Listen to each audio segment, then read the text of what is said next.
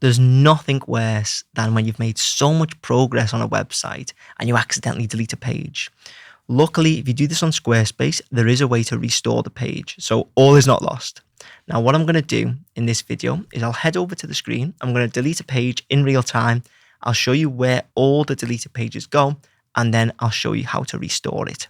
So we'll hop on over to the screen now, and we'll go into pages. This is where all your pages are going to be listed, and let's delete the story. So let's say, I go to move the page up, but I click the bin and somehow accidentally click confirm. You're going to see down here, it will say deleted pages. We just click into here.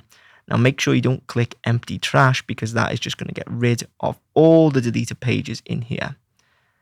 Now what we want to do is we want to click on it and click restore. It's going to bring up restore collection. Are you sure you wish to restore this collection? We're going to confirm, and that is going to go back into the not linked section.